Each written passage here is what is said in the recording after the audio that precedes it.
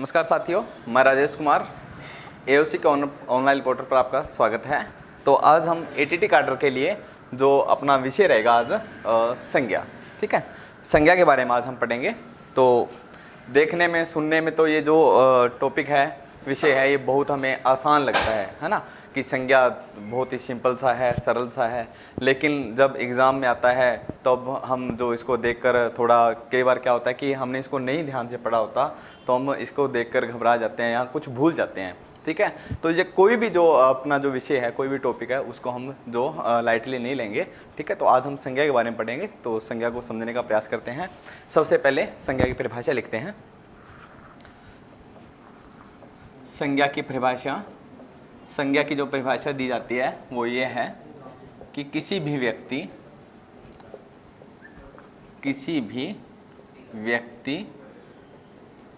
वस्तु, स्थान और भावों के नाम को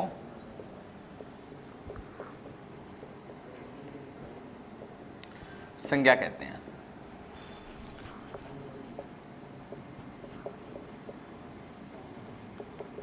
ठीक है, तो इसकी परिभाषा क्या रहेगी संज्ञा की, कि किसी भी व्यक्ति, वस्तु, स्थान और भावों के नाम को क्या कहते हैं? संज्ञा कहते हैं। ठीक है, तो ये तो एक जस्ट इसकी छोटी सी परिभाषा है। लेकिन संज्ञा कहते किसे हैं मैं आपको बताता हूँ। संज्ञा जिसे पंजाबी में हम नाम कहते हैं, नाम, और इंग्लिश में हम जिसे नाउन कहते हैं। ठीक है, पंजाबी में नाम और इंग्लिश में जैसे हम नाउन कहते हैं, हिंदी में उसको हम संज्ञा कहते हैं। संज्ञा किसे कहते हैं? देखिए, अपने आसपास जहाँ तक भी हम सोच सकते हैं, हर चीज़ का क्या है? एक नाम है। ठीक है, तो उसके नाम को हम क्या कहते हैं? संज्ञा कहते हैं। ये मैंने हाथ में जो मार्कर है मेरे हाथ में, ये क्या है? ये भी एक संज्ञा है। ये बोर्ड लगा है, ये भी एक संज्ञा है। ये कमरा हमारा, ये संज्ञा है।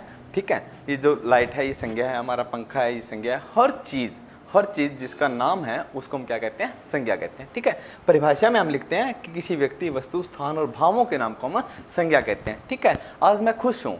ठीक है, तो खुश क्या है उसके अंदर? वो भी एक संज्ञा है। ठीक है, तो जितनी भी चीज़ें हम अपने आसपास देख पाते हैं, उन सभी चीज़ों को हम क्या कहते हैं? संज्ञा कहते हैं। और परिभाषा में हम लिखते हैं कि किसी भी व्यक्ति, कोई भी व्यक्ति है वो, ठीक है, चाहे औरत है, बच्चा है, बूढ़ा है, ठीक है, तो उसको हम क्या कहते हैं? संज्ञा कहते हैं।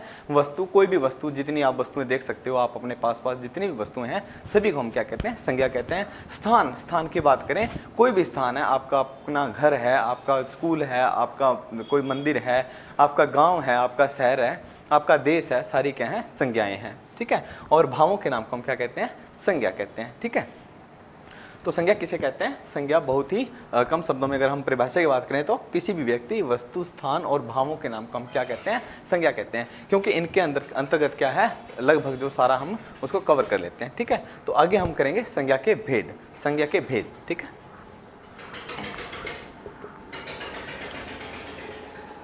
संज्ञा के भेद। संज्ञा के मुख्यतः 3 भेद होते हैं। संज्ञा के मुख्यतः 3 भेद होते हैं।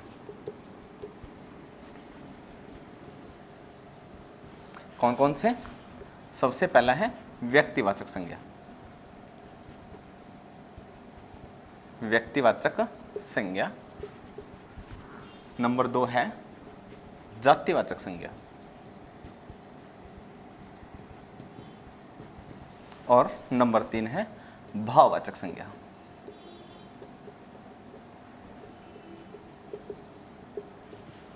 ठीक है, संज्ञा के मुख्यतः 3 भेद होते हैं। सबसे पहले व्यक्तिवाचक संज्ञा, फिर जातिवाचक संज्ञा, और क्षमा करें, उसके बाद भाववाचक संज्ञा। ठीक है, अब हम इनको विस्तार से करते हैं। सबसे पहले हम करेंगे व्यक्तिवाचक संज्ञा।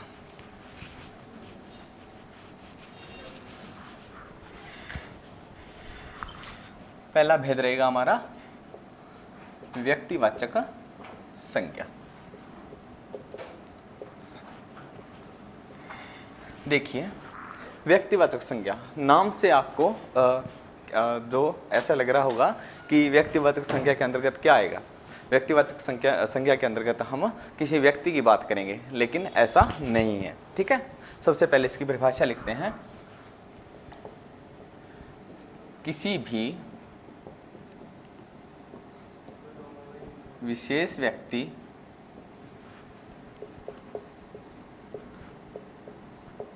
विशेष वस्तु विशेष स्थान के नाम को व्यक्तिवाचक संज्ञा कहते हैं।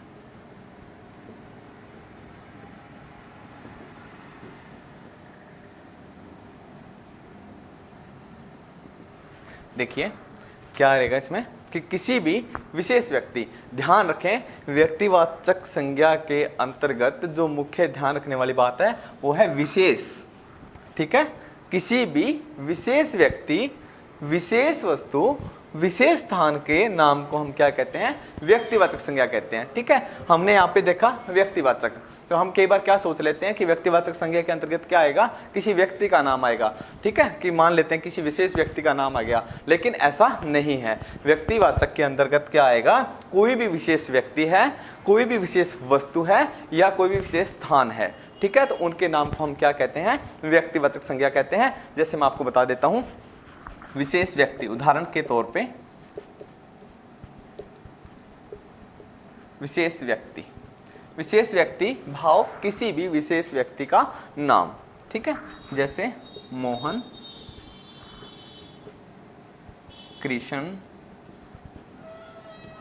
राम, देव। ठीक है, तो हमने क्या देखा, विशेष व्यक्ति के अंतर्गत क्या आएगा, किसी का नाम आएगा, विशेष व्यक्ति का नाम। ठीक है, कोई भी व्यक्ति का नाम नहीं, किसी विशेष व्यक्ति का नाम आता है। अगर किसी का स्पष्ट किया गया है, किसी का नाम लिखा गया है, तो किसके अंतर्गत आएगा, व्यक्तिवाचक संज्ञा के अंतर्गत आएगा। ठीक है, ध्यान रखना कि अगर किसी का नाम लिखा गया है, स्पेशल उसका नाम, विशेष उसका नाम लिख दिया गया है, तो किसके अंतर्गत आएगा, वो आएगा विशेष व्यक्ति के अंतर्गत। अच्छा, इसके अंतर्गत एक बात और ध्यान रखने वाली है कि विशेष व्यक्ति भाव सिर्फ पुरुष नहीं, अगर किसी औरत का या किसी जो लड़की का भी नाम है तो वो इसके अंतर्गत आएगा। ठीक है, जैसे कुछ भी कृष्णा या रानी। ठीक है, ये सारे किसके अंतर्गत आएंगे, ये आएंगे व्यक्तिवाचक संज्ञा के अंतर्गत। क्यों आएंगे, क्योंकि ये क्या है, किसी विशेष व्यक्ति का नाम है। मोहन क्या है, कोई विशेष व्यक्ति है। ठीक है, अगर सीधा होता आदमी, आदमी तो कोई भी हो सकता है। ठीक है, लेकिन हमने क्या किया, उसका नाम लिया है मोहन, तो मोहन क्या है, एक विशेष व्यक्ति है। कृष्ण भी क्या है, एक विशेष व्यक्ति है। फिर बात करते हैं विशेष स्थान की।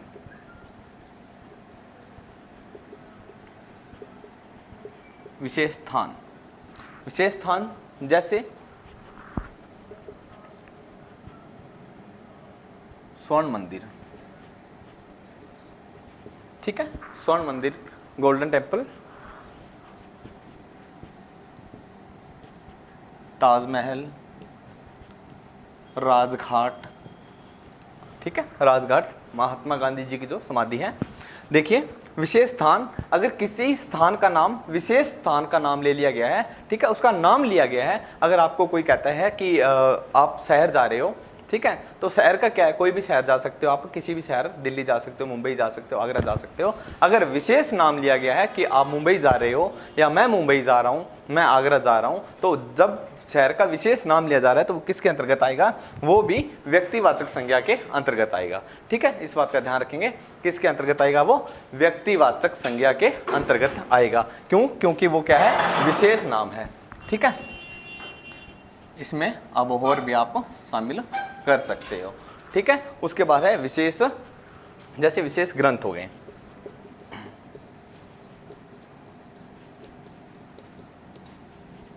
विशेष ग्रंथ, ठीक है, विशेष ग्रंथ जो हमारे हैं, जैसे रामचरित मानस, महाभारत, रामायण। देखिए, ये क्या है, किसी ग्रंथ का नाम है। ठीक है। जैसे रामचरितमानस है, महाभारत है, रामायण है तो ये किसी ग्रंथ के नाम, किसी पुस्तक के नाम, धार्मिक पुस्तक के नाम है, लेकिन हम इसको किसके अंतर्गत जो शामिल करेंगे, किसके अंतर्गत इसको रखेंगे, ये आएंगे व्यक्तिवाचक के अंतर्गत। मैंने आपको बताया व्यक्तिवाचक के अंदर हम सिर्फ व्यक्ति का ही नाम नहीं लेंगे, हम क्या करेंगे, उसके अंतर्गत क्या है, कोई भी स्थान, अगर विशेष नाम लिया जा रहा है किसी स्थान का तो भी व्यक्तिवाचक के अंतर्गत आएगा, विशेष ग्रंथ का नाम लिया जा रहा है तो भी क्या है वो विशेष उसके अंतर्गत आएगा, व्यक्तिवाचक संज्ञा के अंतर्गत आएगा। ठीक है, इसके बाद हम करते हैं भेद इसका 2 नंबर।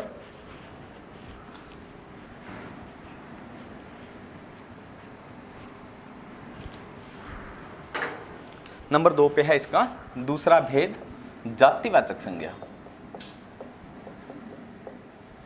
जातिवाचक संज्ञा, ठीक है, किसी विशेष जाति या वर्ग के नाम को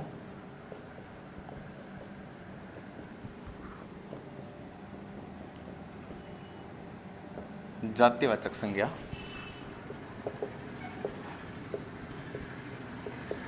कहा जाता है। देखिए ध्यान देने वाली बात है, क्या आएगा इसके अंतर्गत कि जातिवाचक संज्ञा किसी भी विशेष जाति, ठीक है, विशेष जाति या हमें जो जाति का बोध करवाए, जो शब्द हमें जाति का बोध करवाए, ठीक है, या किसी वर्ग का बोध करवाए, उसको हम क्या कहते हैं, जातिवाचक संज्ञा कहते हैं। ठीक है, जैसे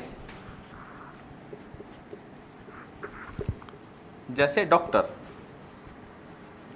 डॉक्टर क्या है, डॉक्टर जो शब्द है हमें एक पूर्ण संपूर्ण जाति का बोध करवा रहा है, डॉक्टर जाति का बोध करवा रहा है ना। डॉक्टर क्या है, एक पूरी जाति का बोध करवा रहा है कि डॉक्टर कोई भी डॉक्टर हो सकता है, उसके अंतर्गत कोई महिला डॉक्टर हो सकती है, कोई पुरुष डॉक्टर हो सकते हैं, हो सकता है वो डॉक्टर है जो दिमाग के डॉक्टर हो सकते हैं वो दिल के डॉक्टर हो सकता है वो किसी और चीज के स्पेशलिस्ट डॉक्टर हो। ठीक है, तो डॉक्टर से क्या है, हमें सीधा एक उनकी पूरी जाति का जो बोध हो रहा है, ना कि हमें किसी अगर किसी जो स्पेशल डॉक्टर का पता लग रहा है। ठीक है, अगर यहाँ पर कुछ स्पेशल नाम दिया गया होता तो हम उसको किसके अंतर्गत शामिल करते, तब हम उसको करते व्यक्तिवाचक के अंतर्गत। लेकिन हम अब यहाँ पर क्या देख रहे हैं कि सिर्फ डॉक्टर जो नाम दिया गया है वो क्या है, एक पूरी जाति का नाम है। ठीक है, जैसे मैंने आपको बताया था शहर, है ना, तो शहर क्या है, एक पूरी संपूर्ण जाति का जो हमें बोध करवा रहा है। कोई भी जो शहर हो सकता है, कोई छोटा शहर हो सकता है, कोई बड़ा शहर हो सकता है दिल्ली मुंबई हो सकता है कोई और शहर हो, छोटा शहर हो, है ना, चंडीगढ़ हो, अमृतसर हो, जालंधर हो। ठीक है, तो ये क्या है, हमें पूरी जाति का उसका बोध करवा रहा है। शहर जो जाति है उसका बोध करवा रहा है।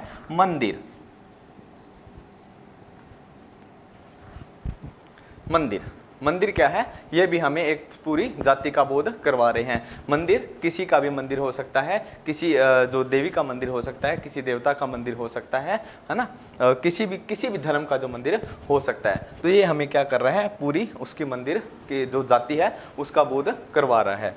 दुकानदार,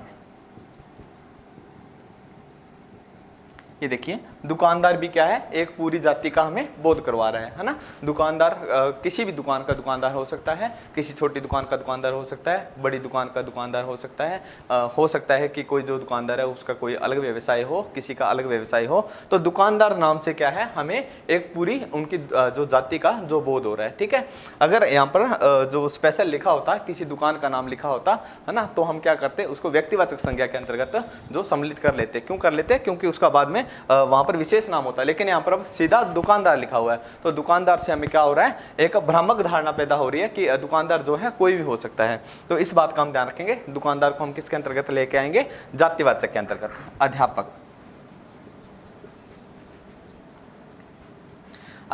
अध्यापक की क्या है, जो एक पूरी जाति का ये भी बोध करवा रहा है। अध्यापक महिला अध्यापक हो सकती है, पुरुष अध्यापक हो सकते हैं, अध्यापक जो किसी और विषय के अध्यापक हो सकते हैं, कोई हिंदी विषय का अध्यापक हो सकता है। अगर यहाँ पर लिखा होता है हिंदी अध्यापक लिखा होता तो हम उसको किसके अंतर्गत सम्मिलित करते, हम उसको करते व्यक्तिवाचक के अंतर्गत, क्योंकि उसके साथ उन्होंने हिंदी अध्यापक लिखा है तो हमें पता चल जाता वो क्या हो गया, विशेष हो गया। लेकिन यहाँ पर लिखा हुआ है सीधा अध्यापक क्या है, हमारे लिए एक भ्रामक धारणा है। अध्यापक कोई भी हो सकता है, हिंदी का, इंग्लिश का हो सकता है, मैथ का हो सकता है। ठीक है, तो ये क्या है, ये भी हमें पूरी जाति का जो बोध करवा रहे हैं। ठीक है, जैसे स्कूल है ना, स्कूल भी क्या कर रहा है, हमें पूरी उसकी जाति का बोध करवा रहा है। मकान है, मकान भी उसकी पूर्ण जाति का हमें बोध करवा रहा है, ठीक है। तो जातिवाचक संज्ञा के अंतर्गत क्या आया, किसी भी विशेष जाति या कोई भी जो संपूर्ण जाति का या किसी वर्ग का हमें बोध करवाए उसको हम क्या कहते हैं, जातिवाचक संज्ञा कहते हैं। जैसे मैंने आपको बताया, डॉक्टर, शहर, मंदिर, दुकानदार, अध्यापक, स्कूल और मकान, ये सारे क्या शब्द हैं जो है जातिवाचक संज्ञा के अंतर्गत हम इनको रखते हैं, ठीक है। इसके बाद है संज्ञा का जो तीसरा भेद है,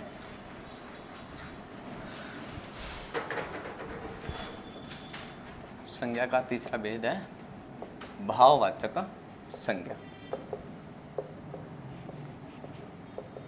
भाववाचक संज्ञा, जो शब्द हमें किसी के गुण, दोष, हर्ष, दुख, हर्ष,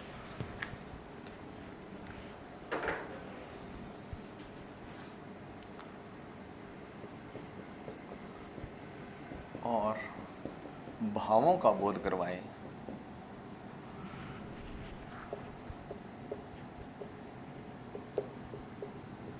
उन्हें क्या कहते हैं, भाववाचक संज्ञा कहते हैं।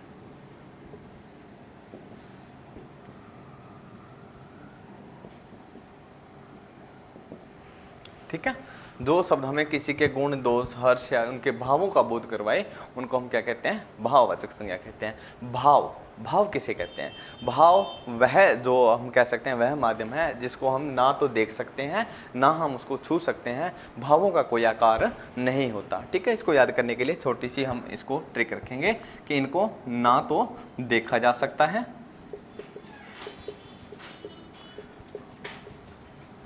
न इनको छुआ जा सकता है, टच नहीं किया जा सकता, ना इनका कोई आकार होता है, ना इनका कोई आकार होता है। इनको क्या किया जाता है, इनको मात्र महसूस किया जाता है, इनको मात्र महसूस किया जाता है।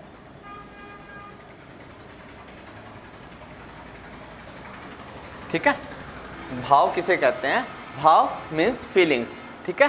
तो भाव को हम क्या कर सकते हैं, भाव नहीं तो हम किसी के देख सकते हैं, ना उनको टच किया जा सकता है, छुआ जा सकता है, ना इनका कोई भाव का आकार होता है, और इनको मतलब क्या किया जाता है, महसूस किया जाता है, ठीक है। जैसे मैं आपको एक उदाहरण देता हूं कि राम ईमानदार है, राम ईमानदार है, तो इसके अंतर्गत ये जो ईमानदार शब्द है, ईमानदार शब्द क्या है, भाव है, ठीक है। हमें लगता है कि राम ईमानदार है, क्या हम उसकी ईमानदारी को देख सकते हैं, क्या उसकी ईमानदारी को छुआ जा सकता है, नहीं, ठीक है, ना ही उसका ईमानदारी का कोई आकार है, लेकिन हम क्या कर रहे हैं, महसूस कर रहे हैं कि राम क्या है, ईमानदार है, ठीक है। उसके बाद फल मीठा है,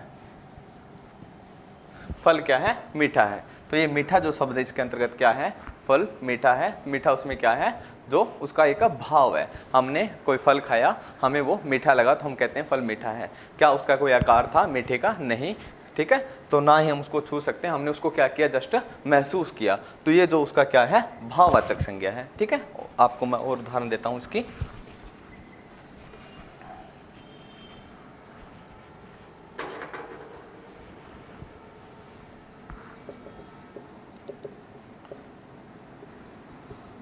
रमन बुरा लड़का है, बुरा, रमन क्या है, बुरा लड़का है, ठीक है। तो इसमें बुरा जो है, बुरा शब्द क्या है, उसकी बुराई है, उसका एक दोष है, ठीक है। तो दोष उसका क्या है, वो है एक भाव है। हम जो क्या करते हैं, हमने एक भाव उसका जो देख लिया है कि रमन क्या है, जो एक बुरा लड़का है, ठीक है। अजय साहसी है, अजय क्या है, साहसी है, ठीक है, कि उसके अंतर्गत उसके अंदर क्या है, साहस है। तो ये साहस भी क्या है, एक भाव है। ठीक है, उसके बाद हम बात करते हैं अवस्था। जैसे अवस्था,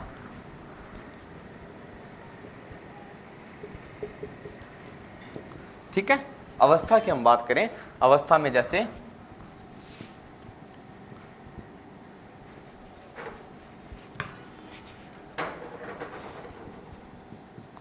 बचपन, जवान, बुढ़ापा, ये सारी क्या है, अवस्थाएं, ये भी क्या है, भाववाचक संज्ञा के अंतर्गत आती हैं। ठीक है, जैसे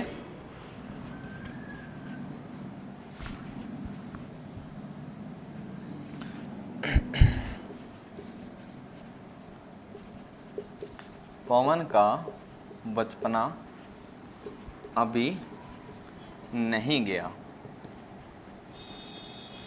पवन का बचपना अभी नहीं गया। ठीक है, तो बचपना उसके अंतर्गत क्या है, उसका एक भाव है। ठीक है, कि पवन क्या करता है, जो बचपन वाली हरकतें करता है, इसलिए हम कह सकते हैं कि पवन का बचपना अभी तक नहीं गया। तो ये भी क्या है, उसका भाव है। ठीक है, तो किसी के गुण, किसी के दोष, अवस्था, ठीक है, और भावों के हम नाम को क्या कहते हैं, भाववाचक संज्ञा कहते हैं। ठीक है,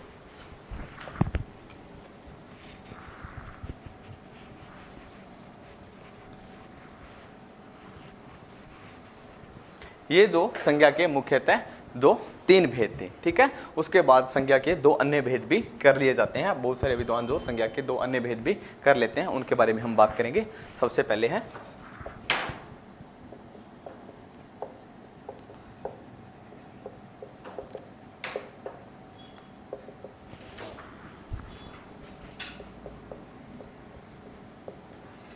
किसी भी द्रव्य या पदार्थ के नाम को हम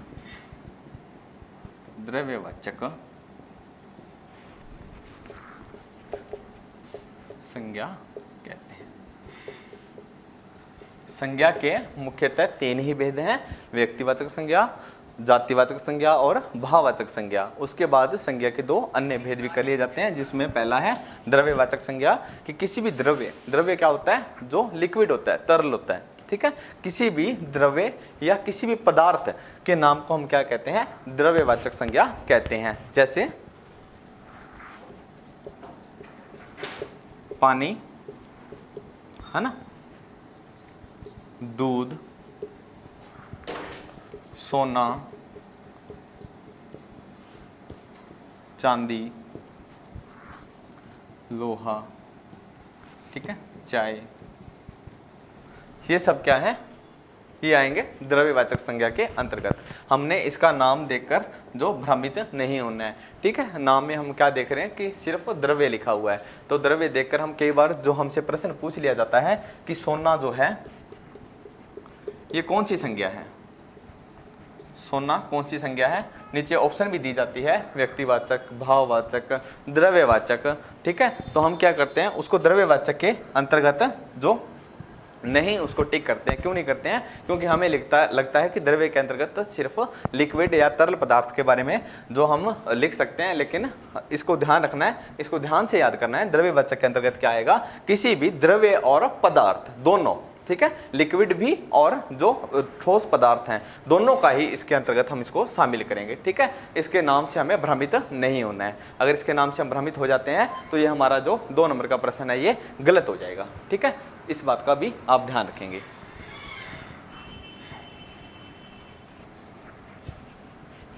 इसके बाद है जो इसका अन्य भेद, दूसरा नंबर भेद है, वो है समूहवाचक, समूहवाचक संज्ञा। ये क्या है, ये भी हमें नाम से स्पष्ट हो रहा है कि किसी भी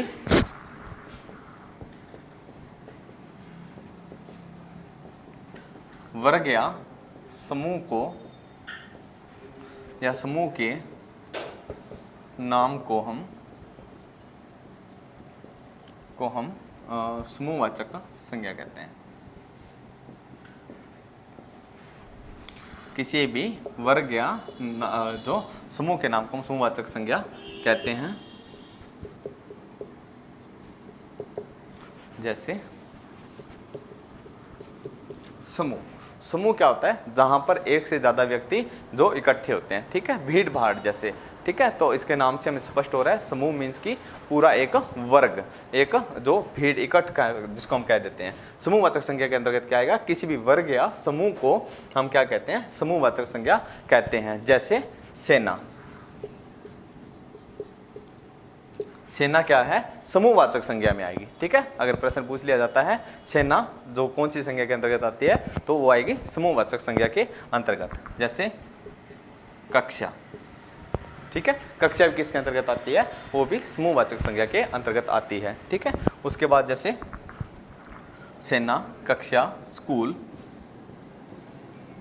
कोई भी सभा है, ठीक है, कोई भी सभा हो रही है, कोई भी सम्मेलन हो रहा है, तो वो भी किसके अंतर्गत आएगा? वो भी आएगा समूहवाचक संज्ञा के अंतर्गत, ठीक है। तो ये थे हमारे जो संज्ञा के 5 भेद हैं। सबसे पहले मुख्यतः इसके जो 3 भेद रहेंगे, कौन कौन से?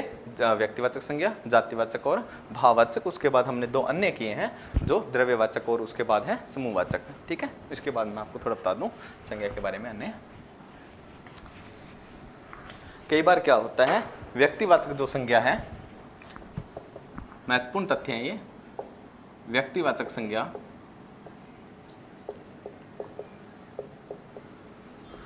जो भाववाचक संज्ञा में कन्वर्ट हो जाती है। व्यक्तिवाचक संज्ञा जो है वो क्या हो जाती है? भाववाचक संज्ञा के अंतर्गत जो कन्वर्ट हो जाती है, बदल जाती है। जैसे आज भी हमारे देश में हरिश्चंद्रों की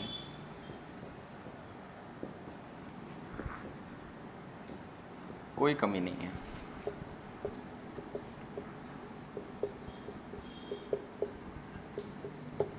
देखिए इसके अंतर्गत व्यक्तिवाचक संज्ञा कौन सी है?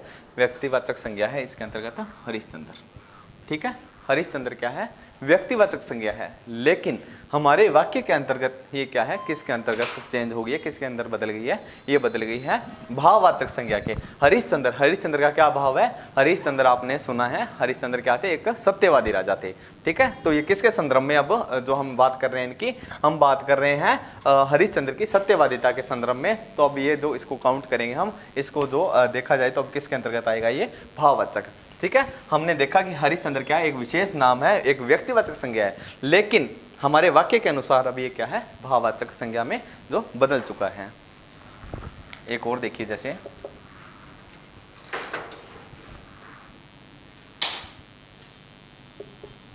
आजकल नटवरलाल हर जगह मिल जाते हैं। अब इसमें देखिए नटवरलाल, नटवरलाल क्या है? एक विशेष व्यक्ति का नाम है, ठीक है। ये क्या है? एक व्यक्तिवाचक संज्ञा है, लेकिन हमारे वाक्य के अंतर्गत ये किसके संदर्भ में आ रहा है? ये आ रहा है नटवरलाल। किसको कहते हैं? अपने नटवरलाल कहते हैं जो ठगी करता है, ठीक है, जो लोगों के साथ धोखाधड़ी करता है, तो उसको हम कहते हैं नटवरलाल। तो हमारे वाक्य के अंतर्गत हमने इसको देखा, वाक्य के हिसाब से क्या है? इसको देखें, नटवरलाल नाम है, ये व्यक्तिवाचक संज्ञा है, लेकिन हमारे वाक्य के संदर्भ में ये क्या है? किसके लिए प्रयोग किया जा रहा है? जो लोग धोखाधड़ी करते हैं उनकी एक जाति के पूरे के बारे में, ठीक है। तो ये नटवरलाल क्या है? धोखाधड़ी करने वाले लोगों का एक वर्ग है। तो ये आएगा भाववाचक संज्ञा के अंतर्गत कि नटवरलालों की आजकल कोई कमी नहीं है, ठीक है। ये था कि व्यक्तिवाचक संज्ञा क्या होता है, केवल भाववाचक संज्ञा के अंतर्गत भी जो बदल जाती है, ठीक है। उसके बाद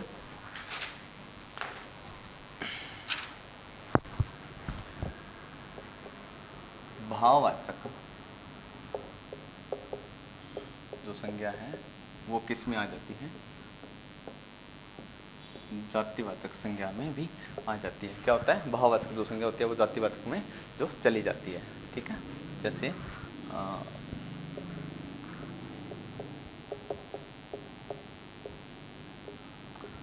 हमारे वीरों की बलिदानों की गाथा अमर है। ठीक है, देखिए बलिदान क्या है, भाववाचक संज्ञा है। ठीक है, बलिदान क्या है, एक भाववाचक संज्ञा है। लेकिन हमारे वाक्य के संदर्भ में हम किसकी बात कर रहे हैं कि हमारे वीरों के बलिदानों की जो गाथा है वो अमर है। ठीक है, तो बलिदानों ये क्या हो गया, एक वचन से बहुवचन हो गया, तो बहुवचन होकर किस में जा रहा है, ये जातिवाचक संज्ञा के अंतर्गत जा रहा है। ठीक है,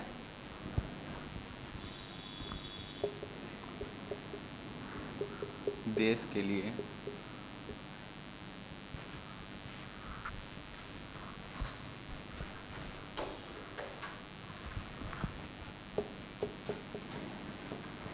मर मिटने वालों की संख्या कम नहीं है। ठीक है, मिटना, मिटना क्या है, हम उस किसी चीज़ को मिटा रहे हैं तो ये भी क्या है, एक भाववाचक संज्ञा है।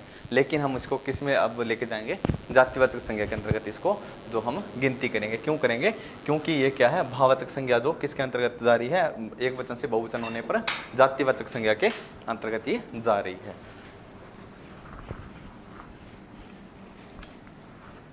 अब हम देखेंगे कि जातिवाचक जो है वो व्यक्तिवाचक में आ रही है।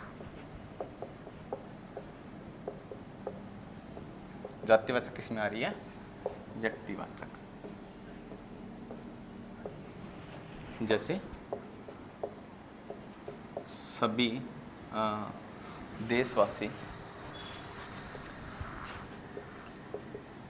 सभी देशवासी बापू का सम्मान करते हैं।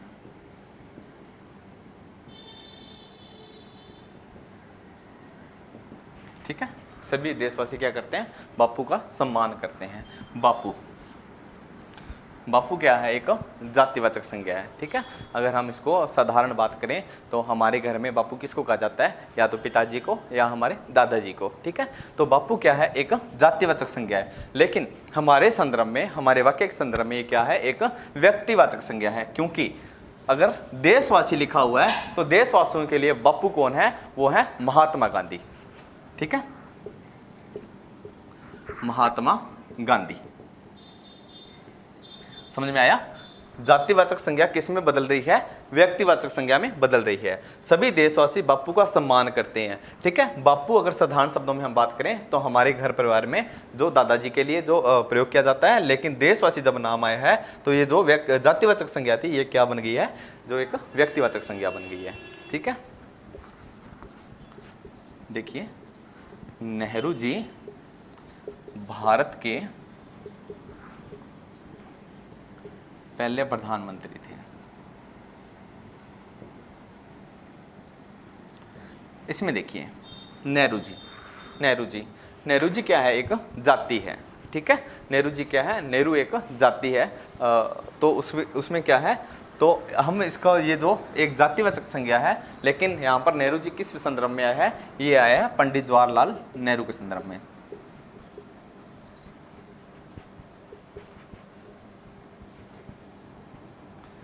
ठीक है, तो कई बार ऐसा होता है कि जातिवाचक संज्ञा व्यक्तिवाचक संज्ञा में बदल जाती है। जैसे मान के चलो गांधी जी की बात करें कि जो गांधी जी ने देश के लिए जो बलिदान दिया। ठीक है, तो गांधी की बात करें, गांधी क्या है, एक पूरी जाति है। ठीक है, उसके बाद आप जैसे देख सकते हो इंदिरा गांधी, राजीव गांधी, है ना, सोनिया गांधी, राहुल गांधी। तो गांधी क्या है, एक जाति है। लेकिन जब हम लिखते हैं कि गांधी जी ने जो देश को आज़ाद करवाया, तब हम किसकी बात कर रहे होते हैं, गांधी जी का भाव तब जातिवाचक नहीं होकर क्या होता है, वहाँ पर व्यक्तिवाचक होता है। ठीक है, ये था कि संज्ञा कई बार जो एक से दूसरे भाव में कैसे चली जाती है।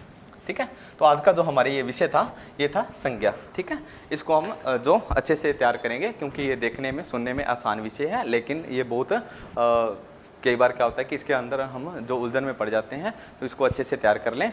मैंने आपको अच्छे से करवा दिया, जिसमें हम जो संज्ञा के अंतर्गत हमने किया, इसके 3 भेद होते हैं, व्यक्तिवाचक संज्ञा, जातिवाचक संज्ञा और भाववाचक संज्ञा। ठीक है, 2 अन्य भेद हमने किए, द्रव्यवाचक और समूहवाचक। ठीक है, चलो दोस्तों, धन्यवाद।